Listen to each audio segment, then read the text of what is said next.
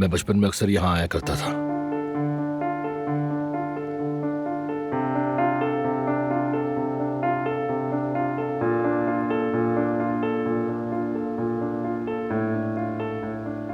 जब भी कभी दुखी होता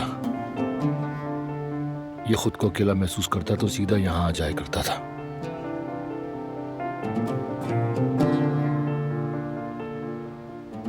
ये दरख्त मैंने आयतन चची के साथ लगाया था।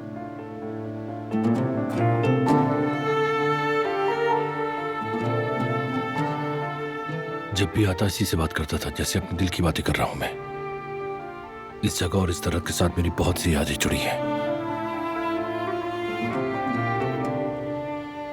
आयतन चच्ची मुझसे बहुत प्यार किया करती थी, हमेशा महसूस किया मैंने।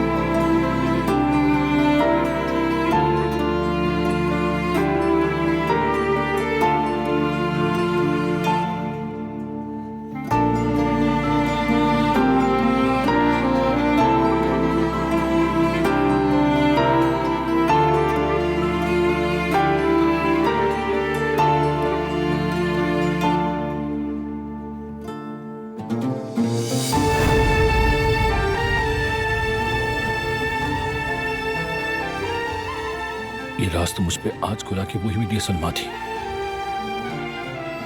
मुझे नहीं पता था कि मैं अपनी माँ से बातें करता हूं, और वो दुनिया की सबसे अच्छी माँ थी। लेकिन हम दोनों एक दूसरे से महरूम रह गए।